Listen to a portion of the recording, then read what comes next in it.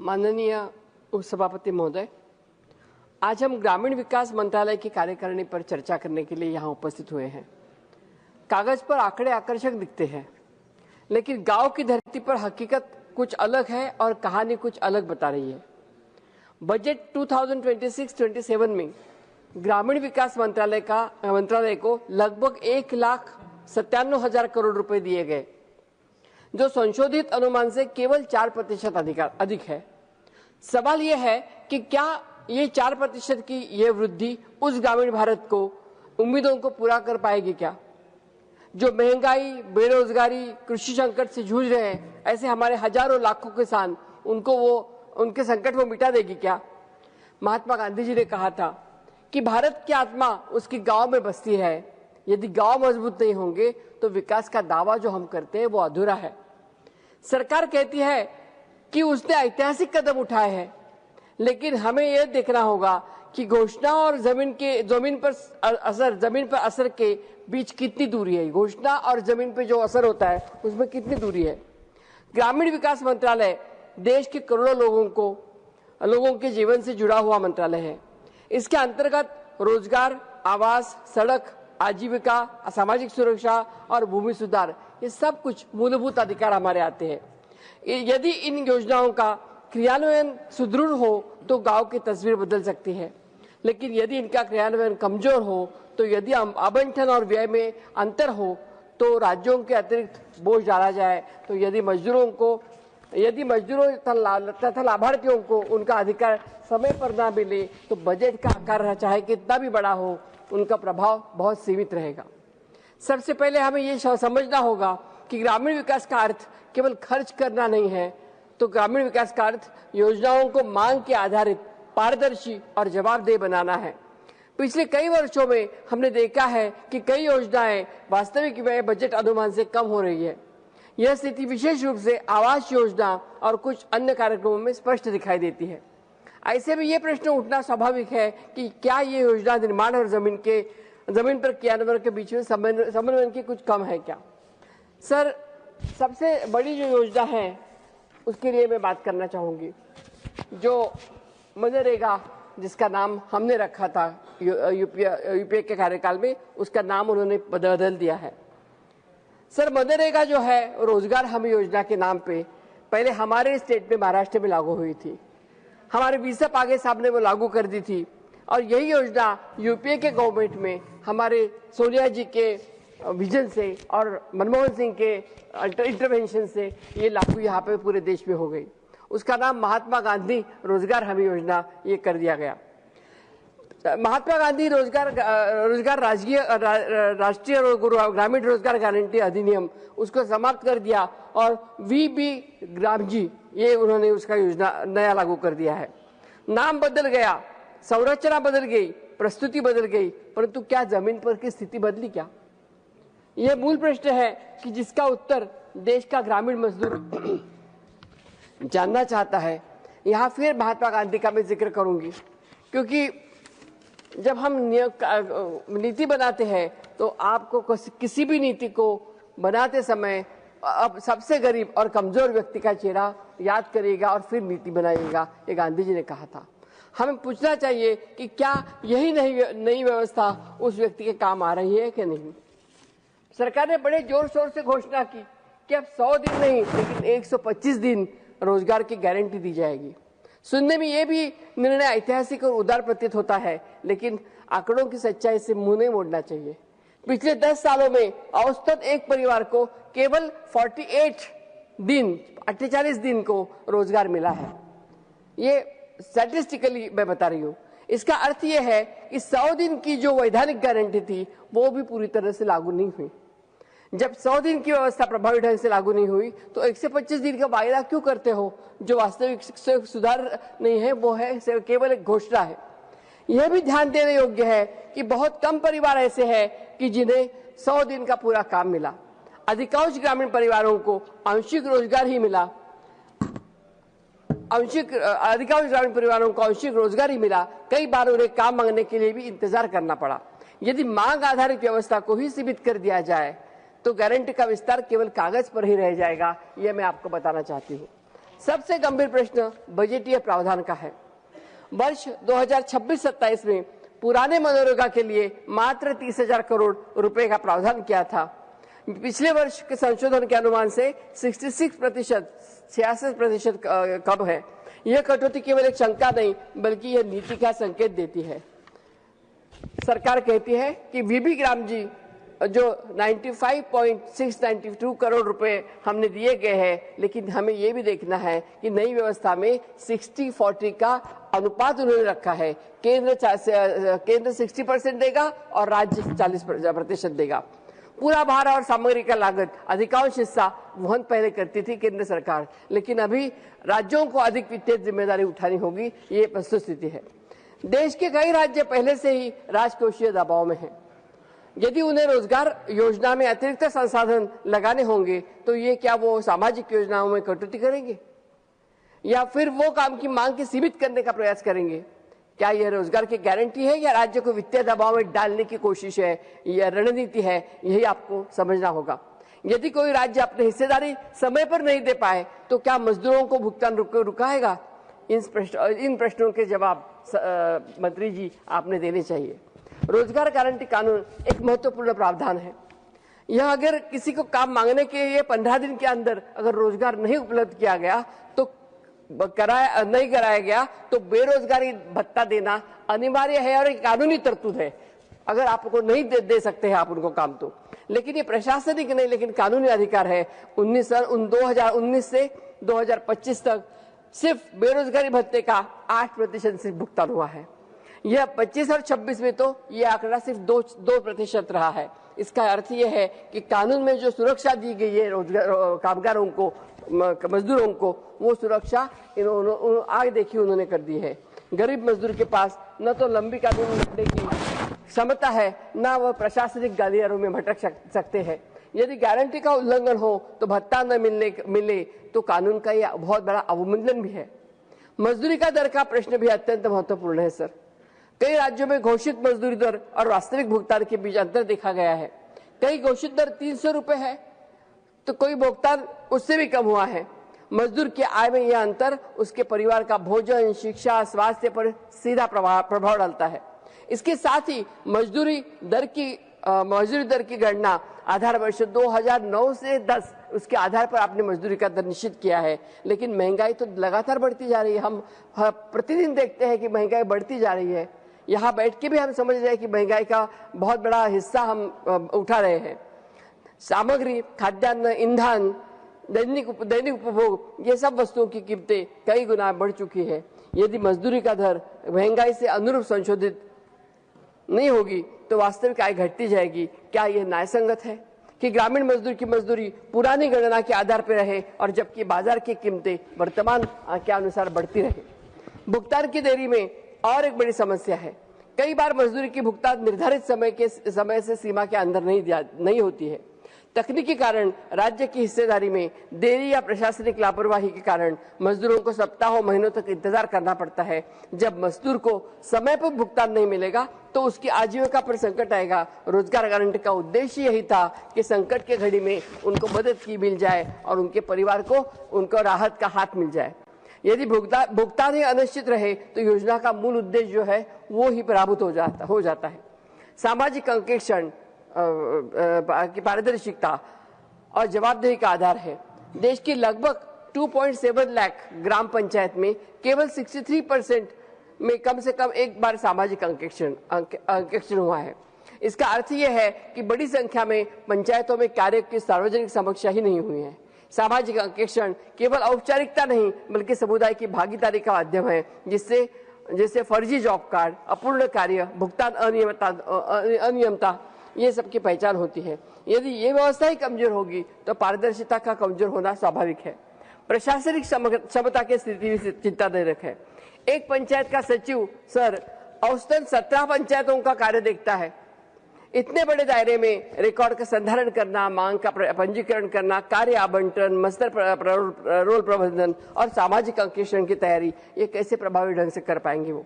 जब जमीनी स्तर पे मानव संसाधन ही नहीं पर्याप्त है तो किसी योजना का कोई गुणवत्ता प्रभावित ही होने वाली है। सरकार कहती है कि ये नया मिशन आजीविका उन्मुख होगा और परिसंपत्तियों को गुणवत्ता बेहतर होगी। यह उद्देश्य सराहनीय है, परंतु यदि मजदूरी समय पर नहीं मिलेगी, तो यदि बेरोजगारी भत्ता नहीं दिया जाएगा, यदि राज्यों को संसाधन संकट का सामना करना पड़ेगा, तो ये सामाजिक अंकेक्षण अधूरा रहेगा। तो केवल नाम बदलने से परिणाम बदलेंगे नहीं, वो वैसे ही रहेंगे। रोजगार गारंटी केवल बजटीय मदद नहीं है, यह ग्रामीण भारत के लिए सामाजिक सुरक्षा का स्तंभ है। यह कृषि संकट, सूखा, बाढ़ या आर्थिक मंदी के कारण सुरक्षा कवच का काम यह करता है। यदि इसे कमजोर कर दिया गया तो ग्रामीण असमानता और पलायन दोनों भी बढ़ेंगे। इसलिए आवश्यक है कि नई व्यवस्था में स्पष्ट वित्तीय आश्वासन दिया जाए, मजदूरी दर को महंगाई से जोड़ा जाए, बेरोजगारी भत्ता स्वतः भुगतान प्रणाली से जोड़ा जाए और सामाजिक अंकेक्षण को अनिवार्य तथा नियमित बनाया जाए। राज्यों पर अतिरिक्त बोझ डालने के बजाय सहकारी संघवाद की भावना से अगर संसाधन उपलब्ध कराया जाए तो अच्छा होगा। माननीय उपसभापति महोदय, रोजगार की गारंटी केवल शब्दों से नहीं बल्कि क्रियान्वयन से सिद्ध होती है।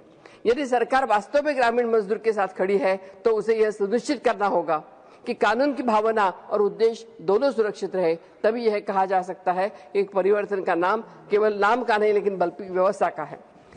दूसरे में प्रधानमंत्री ग्रामीण आवास योजना की तरफ बोलना चाहती हूँ। प्रधानमंत्री ग्रामीण आवास योजना, ये ग्रामीण का उद्देश्य केवल छत उपलब्ध कराना नहीं था, बल्कि ग्रामीण परिवारों को सम्मानजनक जीवन, सुरक्षा और स्थायित्व प्रदान करना था। सरकार ने इस योजना के अंतर्गत 4.15 करोड़ घर लक्ष्य निर्धारित किया था। दिसंबर 2025 तक आंकड़ों के अनुसार 70% घर पूरे हो सके हैं। इसका अर्थ 30% लक्ष्य अभी भी बाकी है। यह कोई छोटी संख्या नहीं है सर, बल्कि करोड़ों लोगों का जीवन से बड़ा जुड़ा हुआ ये प्रश्न है। कई राज्यों में लक्ष्य और उपलब्धि के लिए बीच बड़ा अंतर दिखाई देता है। कुछ राज्यों में उल्लेखनीय प्रगति की है, परंतु कई राज्य आधे लक्ष्य तक भी नहीं पहुंचे हैं।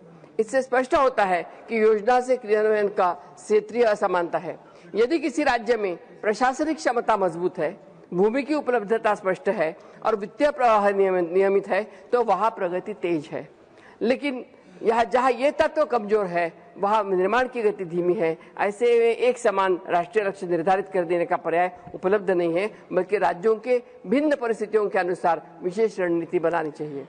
वर्ष 26-27 में इस योजना के लिए 54,917 करोड़ रुपए का प्रावधान किया गया है, जो पिछले वर्ष के संशोधित अनुमान से लगभग 69% अधिक है। पहली नजर में तो ये वृद्धि स्वागतार्ह लगती है, लेकिन हमें यह भी देखना होगा कि 2025-26 में स्वीकृत बजट का लगभग 41% हिस्सा खर्च ही नहीं हुआ था। जब आवंटित धन का पूर्ण उपयोग ही नहीं हो पाया तो केवल बजट बढ़ा देने से क्या फायदा होगा। समस्या आवंटन की कमी है या क्रियान्वयन की बाधा है। यदि जमीनी स्तर पर भूमि की समस्याएं, लाभार्थियों की पहचान में देरी, तकनीकी स्वीकृतियों की जटिलता या किस्तों का भुगतान ये विलंब हो जाता है, तो संरचनात्मक समस्याओं को हल किए बिना बजट की वृद्धि सीमित प्रभाव डालेगी। अब मैं सहायता राशि के ऊपर सवाल पूछना चाहती हूँ। वर्तमान में एक घर निर्माण करने के लिए मैदानी क्षेत्रों में 1,20,000 रुपए दिए जाते हैं, पहाड़ी तथा कठिन क्षेत्रों में 1,30,000 रुपए दिए जाते हैं। लेकिन यह राशि उस समय निर्धारित की गई थी जब निर्माण सामग्री की लागत अपेक्षाकृत कम थी। आज सीमेंट, सरिया, ईंट, रेत, श्रम की कीमतें, इसमें उल्लेखनीय वृद्धि हुई है। परिवहन लागत भी बढ़ी है। ऐसे में इस राशि का अक्सर पूर्ण और गुणवत्तापूर्वक घर बनाने में अवसर आता है। परिणाम स्वरूप कोई लाभार्थी ये तो घर अधूरा छोड़ देते हैं या फिर अतिरिक्त कर्ज लेने के लिए मजबूर हो जाते हैं। कुछ मामलों में तो घर का आकार छोटा करना पड़ता है या गुणवत्ता का समझौता करना पड़ता है।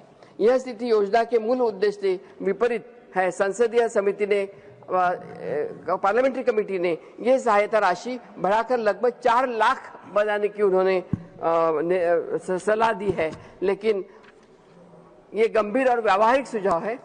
सरकार को इस पर गंभीरता से विचार करना चाहिए। यदि आवश्यकता हो तो चरणबद्ध वृद्धि की योजना भी बनानी चाहिए। घर निर्माण की अवधि चिंता का विषय बन गया है। कई राज्यों में एक घर पूरा होने के लिए 297 डेज लगते हैं, कुछ पहाड़ी और उत्तर पूर्वी राज्यों में ये अवधि 1 वर्ष से ज्यादा भी लगता है। देरी के प्रमुख कारणों में भूमि की अनअवेलेबिलिटी ऑफ द लैंड, लाभार्थियों के अस्थायी प्रवास, प्रशासनिक स्वीकृतियों की देरी, ये सब तकनीकी सहायता की कमी, ये सब कारण इसमें शामिल है। भूमि का न होना ये एक बहुत बड़ी समस्या है। अनेक पात्र परिवारों के पास स्वयं की भूमि नहीं है और ये भूमि विवाद में फंसी है। जो है वो राज्य सरकारों पर भूमि उपलब्ध कराने की जिम्मेदारी है, परंतु व्यवहार में ये प्रक्रिया लंबी और जटिल होती है। यदि भूमि आवंटन में महीनों लग जाते हैं तो निर्माण प्रारंभ कैसे हो जाएगा? ये क्या केंद्र और राज्य मिलकर भूमि बैंक की व्यवस्था, एक लैंड बैंक हो सकती है क्या? मंत्री जी, इसका भी आपने विचार करना चाहिए कि क्या केंद्र और राज्य सरकार ने मिलकर कोई अगर लैंड बैंक कर दी तो उसमें उनको जमीन दी जा सकती है। भूमि ना होना ये तो समस्या है ही, लेकिन प्रवास का एक भी कारण है कि कई ग्रामीण परिवार रोजी रोटी के लिए अपना गांव छोड़ के शहर जाते हैं और शहर जाने के बाद वो जो प्रशासनिक देरी जो होती है, किस्तों का भुगतान निर्माण की प्रगति से जुड़ा हुआ है। यदि पहली या दूसरी किस्त समय पर नहीं की जाती तो पूरा चक्र बाधित हो जाता है। डिजिटल प्लेटफॉर्म के माध्यम से निगरानी की व्यवस्था है, लेकिन तकनीकी खामियों या सत्यापन में देरी के कारण भुगतान रुक जाती है। क्या भुगतान प्रणाली को अधिक सरल और समयबद्ध बनाया जा सकता है, ये भी सोचना है। इसके अतिरिक्त गुणवत्ता की निगरानी भी आवश्यक है।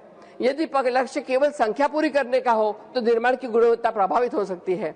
टिकाऊ, सुरक्षित और जलवायु अनुकूल घरों का निर्माण दीर्घकालिक दृष्टि से अधिक महत्वपूर्ण है। माननीय सर, आवास केवल ईंट और सीमेंट का ढांचा नहीं है, यह सामाजिक सुरक्षा, गरिमा और स्थिरता का प्रतीक है। यदि लक्ष्य अधूरा है, यदि बजट खर्च नहीं हो पा रहा है, यदि सहायता राशि अपर्याप्त है और यदि निर्माण में अनावश्यक देरी हो रही है, तो ईमानदारी से स्वीकार करना होगा कि हमारे लिए सुधार की आवश्यकता है। ये हमने सबने मानना चाहिए। सरकार को चाहिए कि आवंटन बढ़ाने के साथ साथ क्रियान्वयन को भी बाधाओं को दूर करे, सहायता की राशि को यथार्थवादी बनाए, भूमि समस्या का संस्थागत समाधान निकाले और भुगतान प्रक्रिया को समयबद्ध तथा पारदर्शी बनाए। प्रधानमंत्री आवास योजना तभी ग्रामीण वास्तव में उस लक्ष्य को प्राप्त कर सकेगी जिसके लिए इसका प्रारंभ किया गया था। प्रधानमंत्री ग्राम सड़क योजना, ये तो हमारे पूरे देश में बहुत ही इंपॉर्टेंट, बहुत ही महत्वपूर्ण योजना है। प्रधानमंत्री ग्राम सड़क योजना के अंतर्गत लगभग 8.3 लाख किलोमीटर सड़कों की स्वीकृति दी गई और उनमें 94% सड़कों का निर्माण पूरा हो चुका है। यह निस्संदेह उपलब्धि है, क्योंकि ग्रामीण संपर्कता से किसी भी क्षेत्र के सामाजिक और आर्थिक विकास से आधारशिला होती है। सड़क बनाने से गांव बाजार से जुड़ता है, किसान अपनी उपज बेहतर दाम पर बेच सकता है, बच्चों के स्कूल तक पहुंचने के लिए आसान होता है और स्वास्थ्य सेवाओं के लिए समय पर पहुंचना संभव होता है। लेकिन केवल सड़क बनाना पर्याप्त नहीं है, उसकी गुणवत्ता और दीर्घकालीन रखरखाव भी महत्वपूर्ण है। राष्ट्रीय गुणवत्ता मॉनिटर किए जाने वाले निरीक्षण 24% सड़कों का रखरखाव असंतोषजनक पाया गया। पर्वतीय क्षेत्रों में जैसे हिमाचल हो, उत्तराखंड हो, जम्मू कश्मीर हो, नॉर्थ ईस्ट हो, आप तो नॉर्थ ईस्ट से आते हैं, जहाँ पे भूस्खलन होता है, पानी ज्यादा आता है, जिससे हमारे रास्ते खराब हो जाते हैं, सड़कें खराब हो जाती है। जैसे 2 साल में हिमाचल में इतनी बार बाढ़ आई, इतनी बार भूस्खलन हुआ, उससे हमारे पूरे रास्ते, कुल्लू मनाली के सब रास्ते बह गए और बहुत लोगों को परेशानी हो गई। आपने टीवी पर भी देखा होगा। तो इसके लिए अलग से कुछ आपको आपदा का बोलते हैं, वहां जाके प्रधानमंत्री जी ने बोला भी था 1500 करोड़ हम देंगे, उसमें से 15 रुपए भी अभी तक नहीं आए हैं। राष्ट्रीय ग्रामीण आजीविका मिशन के लिए मैं बोलना चाहूंगी, स्वयं सहायता बचत गट हमारे महिलाओं के लिए ये बहुत इंपॉर्टेंट विषय है। SHG जिसको हम बोलते हैं, जिस SHG का उपयोग हमने यूपीए के कार्यकाल में शुरू किया था, जब हम कार्यकर्ता के रूप में काम करते थे, और SHG के माध्यम से महिलाएं कार्यकर्ता और कार्यकर्ताओं से राजनीति में आना शुरू हो गया। जो मैंने देखा है साउथ इंडिया में, तो बहुत सारे प्रदेशों में जो महिलाओं ने मोटे काम, बड़े काम करना भी इस SHG से किया है। 92 लाख समूहों का गठन और 10 करोड़ परिवारों का जुड़ना निश्चित रूप से ये एक बहुत बड़ा काम था। महिलाओं की भागीदारी ने सामाजिक सशक्तिकरण की दिशा में भी सकारात्मक प्रभाव डाला है, परंतु चुनौतियां भी गंभीर है। ऋण वितरण में स्पष्ट क्षेत्रीय असमानता दिखाई देती है। दक्षिण और पूर्वी राज्यों में बैंकिंग नेटवर्क मजबूत है, लेकिन समूहों के अपेक्षाकृत अधिक ऋण उपलब्ध हुआ है, जबकि उत्तर और पश्चिम में कई राज्यों में यह प्रवाह बहुत सीमित रहा है। इसके अतिरिक्त केवल ऋण प्राप्ति तक सीमित रह जाते हैं। प्रशिक्षण की गुणवत्ता, वित्तीय साक्षरता, उद्यम प्रबंधन कौशल्य ये पर्याप्त नहीं होते हैं। माननीय उपसभापति महोदय, जो सामाजिक सहायता का जो कार्यक्रम है इनका, जिसमें वृद्धावस्था पेंशन में वर्तमान दर से 60 से 79 वर्ष आयु में केवल 200 रुपये प्रति माह और 80 वर्ष से अधिक आयु के लिए 500 रुपये प्रति माह निर्धारित है। हमें ईमानदारी से यह सवाल हमें खुद को ही पूछना चाहिए कि आज की महंगाई में ये 200 रुपये और 500 रुपये पर्याप्त है क्या जिंदगी जीने के लिए? उनकी दवाएं, उनका खाना पीना, ये सब इसमें कैसे हो जाएगा? इसके लिए थोड़ा सा सोचना चाहिए। 200 रुपये मासिक सहायता प्रतीकात्मक हो सकती है, लेकिन व्यावहारिक होती नहीं है। इसके अतिरिक्त कार्यान्वयन की स्थिति भी भयंकर है, चिंताजनक है।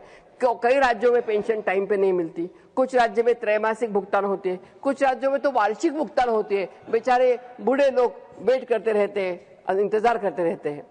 भूमि संसाधन में कि मैं बोलना चाहूंगी, डिजिटलाइजेशन जो कर रहे हैं उसमें कंप्यूटरीकरण और ऑनलाइन उपलब्धता की पारदर्शिकता की दिशा में एक महत्वपूर्ण कदम है, परंतु केवल पुराने रिकॉर्ड को डिजिटल स्वरूप में डाल देना पर्याप्त नहीं है। जब तक जमीन का वास्तविक और अद्यतन पुनर्सर्वेक्षण नहीं होता है, तब तक सीमांकन संबंधी विवाद, स्वामित्व के टकराव और न्यायालयों में लंबित मामले सुलझ नहीं पाएंगे। सर, वाटरशेड के कार्यक्रम की स्थिति भी बहुत चिंताजनक है। कई वर्षों में लक्ष्य और उपलब्धि के बीच बड़ा अंतर रहा है। उपयोगिता के कई बार 50% से कम रही है। जल संधारण और भूमि सुधार जैसे दीर्घकालिक कार्यों में निरंतरता की आवश्यकता है। केवल बजटीय आवंटन बढ़ा देने से परिणाम नहीं आएंगे। राज्यों और स्थानिक संस्थानों को तकनीकी क्षमता, निगरानी तंत्र और सामुदायिक भागीदारी को मजबूत करना, ये वो योजनाएं प्रभावी और टिकाऊ बन देंगे। मैं समापन करूंगी 1 मिनट में। ग्रामीण भारत केवल बजट की तालिकाओं के और प्रतिशत वृद्धि से संचालित नहीं होता। वहाँ खेत में खड़ा किसान है जो मौसम और बाजार दोनों की अनिश्चितता से जूझता रहता है। वहाँ दिहाड़ी मजदूर है जो रोजगार की गारंटी अपना परिवार का भरण पोषण करता है। वहाँ महिला स्वयं सहायता समूह है जो छोटे ऋण के माध्यम से आजीविका का नया रास्ता खोज रही है। वहाँ बुजुर्ग पेंशनधारी है जिसके लिए मासिक पेंशन ही सम्मानजनक जीवन का सहारा है। वहाँ भूमिहीन परिवार है जो आवास और रोजगार दोनों के लिए राज्य की नीतियों पर निर्भर है। यदि इन सभी समूहों को कमजोर किया जाएगा तो ग्रामीण अर्थव्यवस्था की नींव डगमगा जाएगी। यदि रोजगार गारंटी योजना पर्याप्त संशोधनों के बिना चलेगी तो काम की मांग करने वालों को निराशा मिलेगी। यदि मजदूरी दर महंगाई के अनुरूप नहीं होगी तो वास्तविक आय घटेगी। यदि 15 दिन में काम न मिलने पर बेरोजगारी भत्ता नहीं दिया जाएगा तो कानून की गारंटी अर्थहीन हो जाएगी। यदि आवास योजना में सहायता राशि वास्तविक निर्माण लागत से कम होगी तो घर अधूरे रहेंगे, गरीब परिवार कर्ज के बोझ तले दबेगा। यदि वृद्धावस्था में पेंशन इतनी कम होगी कि दवा और भोजन भी ना आ सके तो सामाजिक सुरक्षा का क्या लक्ष्य होगा? हम ठोस कदमों से अपेक्षा करते हैं सरकार से। पहला, रोजगार गारंटी के लिए पर्याप्त केंद्रीय वित्तीय दायित्व सुनिश्चित किया जाए। राज्यों पर अत्यधिक बोझ न डाला जाए जिसमें वो अपनी जिम्मेदारी निभानी चाहिए ताकि मांग आधारित रोजगार प्रणाली प्रभावी रहे। दूसरा, मजदूरी दर को प्रभावी महंगाई सूचकांक से जोड़ा जाए। जो मजदूरी का दर है वो महंगाई से जोड़ना चाहिए और आधार वर्ष को अद्यतन करना चाहिए। मजदूर की आय वास्तविक बाजार परिस्थितियों के अनुरूप होनी चाहिए। तीसरा, बेरोजगारी का भत्ता भुगतान से स्वचालित और अनिवार्य बनाया जाए। यदि काम उपलब्ध नहीं कराया जाता तो भत्ता बिना देरी के लाभार्थी के खाते में दिया जाए। चौथा, आवास सहायता में राशि को वर्तमान निर्माण लागत के अनुरूप बढ़ाया जाए और किस्तों के भुगतान के समयबद्ध तरीके से सुनिश्चित किया जाए ताकि निर्माण अधूरा न रहे। पांचवा, सामाजिक सुरक्षा पेंशन में पर्याप्त वृद्धि की अपेक्षा है जिसमें भुगतान मासिक आधार पर नियमित रूप से हो, वृद्ध और कमजोर नागरिकों को प्रतीक्षा में न रखा जाए। छठा, ग्राम पंचायतों और संस्थागत क्षमता हो गया क्षमता सुदृढ़ की जाए। पर्याप्त मानवीय संसाधन, प्रशिक्षण और तकनीकी समर्थन उपलब्ध किया जाए। ग्रामीण भारत केवल घोषणाओं से नहीं बल्कि ठोस नीति, पर्याप्त संसाधन और संवेदनशील प्रशासन की आवश्यकता है। यदि हम गांव को सशक्त करेंगे तो देश की अर्थव्यवस्था मजबूत होगी। यही समय है कि सरकार आंकड़ों से आगे बढ़कर जमीनी वास्तविकता को स्वीकार करे। धन्यवाद सर।